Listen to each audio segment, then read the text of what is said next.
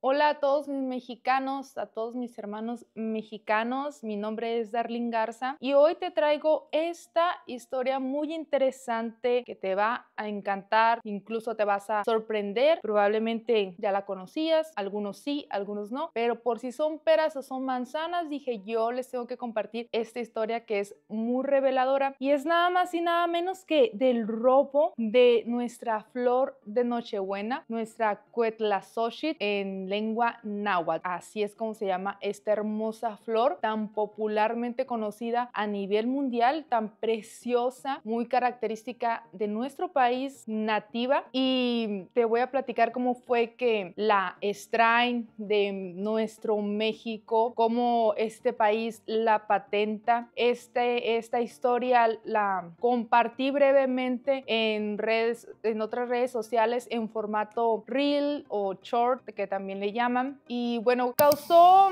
diferentes puntos de vista porque algunos dijeron que no fue robo, que simplemente a México dirán por ahí el refrán famoso, camarón que se duerme se lo lleva la corriente, y hubo diversas opiniones, diversos puntos de vista. Fue muy interesante ver cómo, basado en cada individuo, sus valores, su integridad, cada quien juzga diferente. Evidentemente en las historias como estas, de pronto hay muchas palabras técnicas y eso siempre se puede manejar a favor para el país que cometió el agravio, y en este caso México, que es el país víctima de este robo o el que no se puso vivo, ¿verdad? Entonces, honestamente, si me lo preguntan a mí, para mí fue un robo, fue un saqueo de biodiversidad genética, no hay más. Ya los demás que puedan decir lo que quieran, nos robaron nuestra flor de Nochebuena, nos robaron nuestra Cuetlaxochitl, se la llevaron del país. Y la tragedia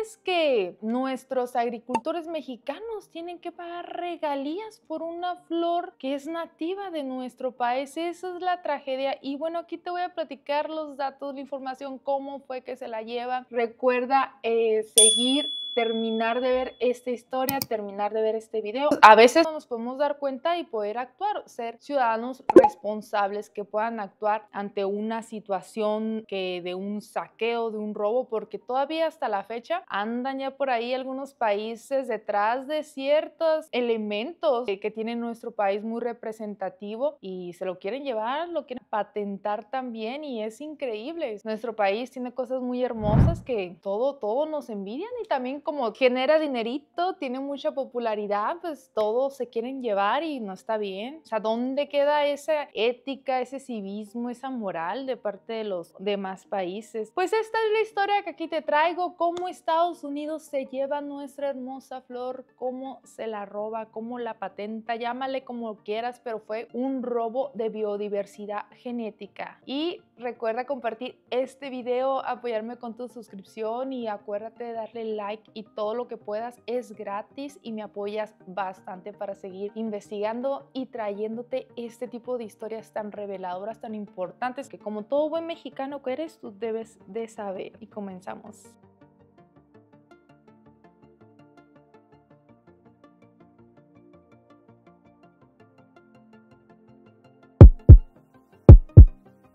Todo comienza con un personaje que también probablemente todos conocen o unos no. Este señor, este hombre se llama Joel Robert Poinsett, y este fue un agente espía que contrató Estados Unidos para que fuera a México a investigar, ahora sí que diríamos coloquialmente, a checar el cuadro en México, a ver cómo estaba la política, la situación política después de la independencia de México, para extraer información y ver de qué manera Estados Unidos se podía beneficiar de México. Y ya saben cómo se benefició, nada más y nada menos que, dirían muchas personas, con la venta del territorio, con el robo del territorio, más bien dicho, de nada más y nada menos que 2.400.000 kilómetros cuadrados de territorio mexicano. Y entonces Joel Robert Poinsett llega a México para ver cómo podía hacer estos movimientos y meterse al sistema, ahora sí que patear el avispero, se quedará con con estos millones de hectáreas de nuestro país. Pero el descaro aquí es, no conforme con eso, Poinsett, de ser uno de los personajes que ayudó a que esto sucediera, evidentemente no fue el único responsable de este saqueo, pero no conforme con eso, dijo, ay, de pilón también nos llevamos esta flor preciosa, la Cuetlazóchitl hermosa, o sea, también se la robó. Increíble este señor, ¿no? También el pilón se tenía que llevar la hermosa flor. Y bueno, resulta ser que Poinsett, visitando Taxco Guerrero, Poinsett mira la flor que adornaba todas las calles de la ciudad minera, bien hermosa, decorando todo. Y evidentemente la flor de Nochebuena es preciosa, estaba en todo su esplendor y le llamó bastante la atención, aparte que Poinsett era botánico, le fascinó ver una flor auténtica que nunca había visto, incluso muy exótica también, para él debió haber sido. Y ni tarde ni perezoso compró varias plantas, varias flores, incluso también compró otro tipo de flores, de plantas y bastantes flores de Nochebuena. Y las manda a Estados Unidos, las envía a Estados Unidos, especialmente al Jardín Botánico de Bartram en Filadelfia. Y se dice que fueron 4 cargamentos en tallos, en semillas y, como les digo, otras variedades de plantas también. Cuando llegan a Estados Unidos estas flores, bueno, Poinsett las repartió a varios lugares, amigos, incluso al presidente en turno que se encontraba en este momento, y la colocó en la Casa Blanca también. Entonces empieza a mirar la flor, la gente empieza a ver la flor, pero sobre todo este jardín botánico de los Bartram, que empiezan a cultivar la flor, y en 1829 las presentan al público en una exposición con el nombre de Poinsettia en honor a Joel Robert Poinsett, y que incluso así es como la conocen aún en Estados Unidos. Inmediatamente después de esta exposición, la flor se hace muy popular en Estados Unidos y también en Europa, y que por cierto a Europa se la llevó Robert Buys, un jardinero edimburgués. Y después la familia Eck fueron de los principales propagadores de esta flor en Estados Unidos y patentan diversas variedades en una ley que se desarrolló en 1930, una ley que permitía patentar plantas en Estados Unidos. Una ley que, por cierto, impulsada por Luther Burbank y la industria de los viveros. ¿Y qué es lo que dice esta ley? ¿De qué se trataba esta ley? Platicándoles también un poco, haciendo un paréntesis importante. La Ley de Patentes de Plantas de 1930 fue una ley federal estadounidense que permitió por primera vez la patente de nuevas variedades de plantas, específicamente aquellas reproducidas asexualmente. Eso quiere decir que los horticultores o los desarrolladores de nuevas plantas podían obtener protección de propiedad intelectual para sus invenciones, y era algo que antes no se podía, no era posible. La ley tenía como objetivo principal proteger los derechos de propiedad intelectual de los horticultores y fomentando el desarrollo de nuevas variedades de plantas. Esta ley aplicaba para plantas que se reproducían asexualmente, es decir, a través de injertos, el corte o enraizamiento de esquejes. Esta ley tuvo un impacto significativo en la industria porque permitió a los desarrolladores obtener una protección legal para sus invenciones.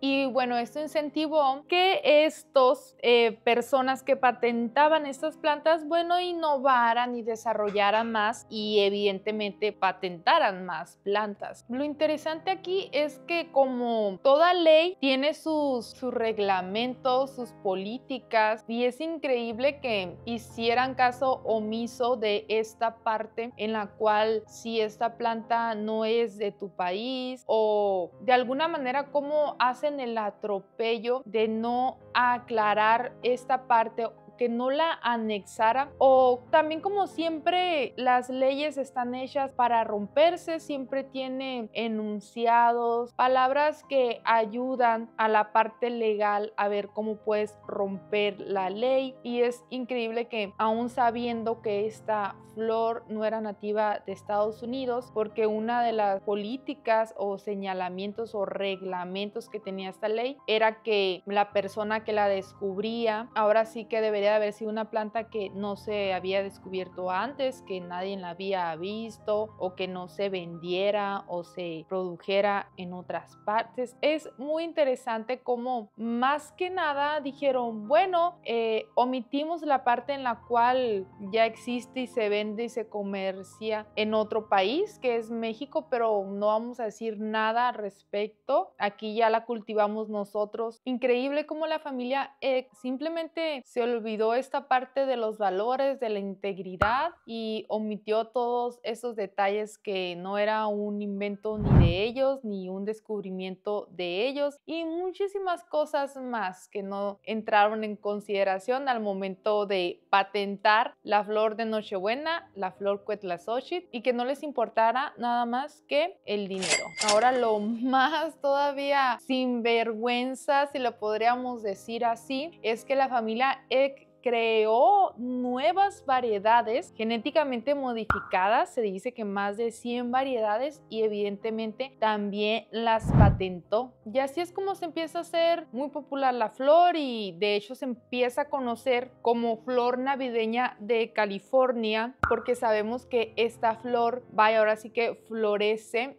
en esta época de diciembre, en épocas ya de invierno, y incluso así fue como la empezaron a considerar como una flor navideña, como precisamente hoy en día la conocemos bastante y siempre está adornando la decoración navideña de lugares de nuestros hogares, es representativa. Y la familia Eck monopoliza todo el mercado de esta flor Cuetlazóchitl. Por este motivo, algunas semillas esquejes cultivadas en México deben adquirirse en tiendas extranjeras o a través de vendedores externos. Este fenómeno es un claro ejemplo de apropiación del patrimonio biocultural mexicano y la pérdida del valor cultural y biológico de estas plantas, favoreciendo en cambio a países extranjeros.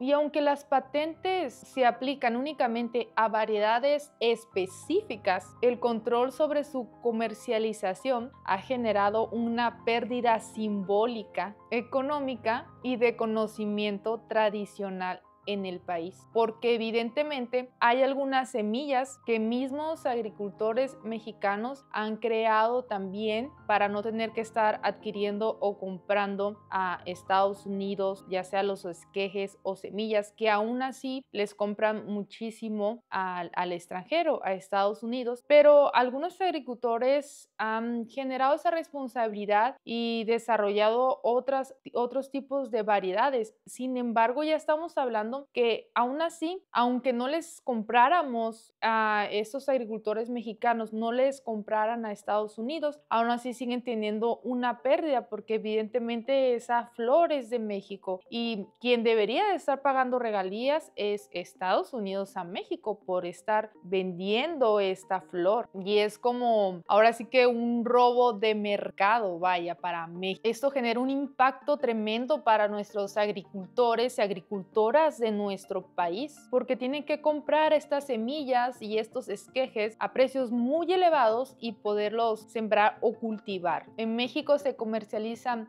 anualmente alrededor de 20 millones de plantas de Nochebuena, lo que genera un valor aproximado de 718 millones de pesos. Y los principales productores son Morelos, Michoacán, Ciudad de México, Puebla y Jalisco. Sin embargo, gran parte de las variedades cultivadas son importadas, lo que genera un alto costo de producción, reduce la diversidad genética local y propicia también un menor conocimiento local para atender plagas y otras contingencias, lo que hace que nuestros agricultores mexicanos tengan que presentar diversos desafíos para poder seguir cultivando esta flor. Entonces nuestros productores nacionales deben de pagar regalías a este país extranjero para poderla cultivar, ya que las más de 30 variedades que se comercializan en México fueron mejoradas y patentadas en Estados Unidos. Es por eso que investigadores del INAFAP y la UNAM sostienen que este es un severo caso de biopiratería y es una práctica por la cual empresas extranjeras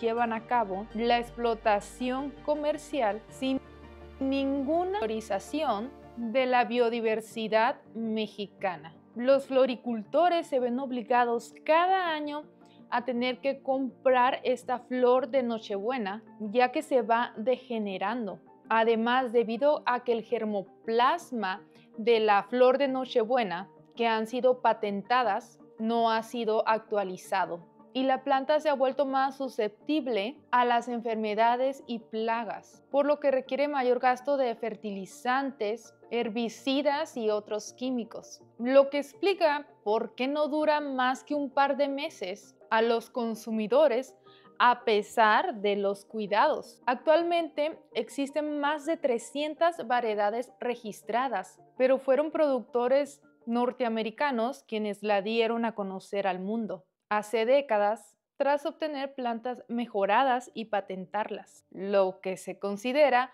biopiratería según investigadores de la máxima casa de estudios. Y este es uno de los aspectos frustrantes del cultivo de la Nochebuena en México, porque sabemos que es una planta mexicana y la mayoría de las plantas que compramos son de Estados Unidos, vienen de Estados Unidos. Esa es la tragedia. Las compran los productores, se cultivan en México y luego nos las venden.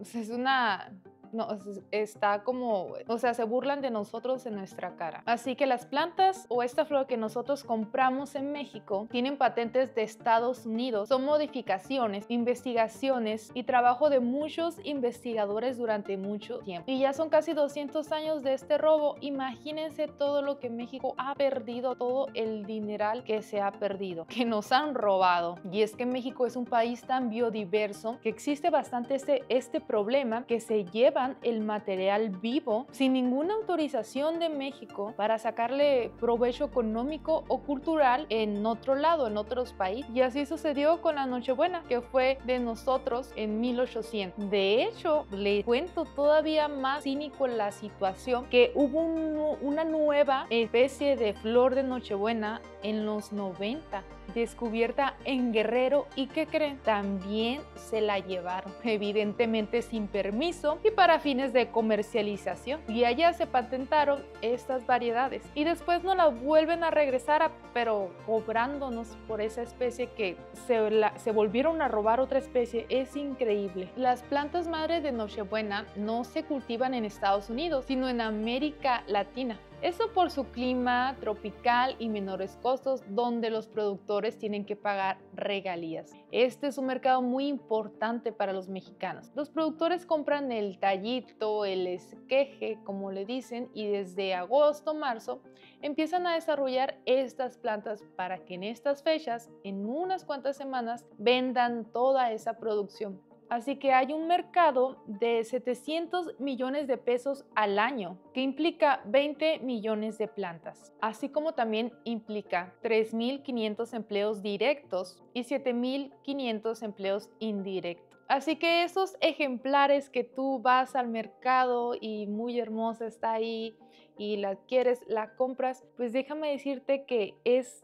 trabajo de los mexicanos, quienes la cultivan, la cuidan, pero no son de México, no son plantas de México. Evidentemente, como esta flor se hizo muy popular, primeramente en Estados Unidos y en Europa, muchas personas creyeron que no era de México, que no era nativa de México. Y todavía hasta la fecha muchas personas creen que no es así. Y la realidad es que nuestros mexicanos nativos de México ya era muy representativa para ellos y la usaban para diferentes fines. De hecho, incluso Nezahualcóyotl era uno de los principales aficionados a esta flor que la sembraba, la tenía adornando el hermoso jardín que tenía Nezahualcóyotl y era muy preciada, muy amada por los mexicas. De hecho, así es como le pusieron en lengua náhuatl, Cuetlazochitl, que significa flor de cuero,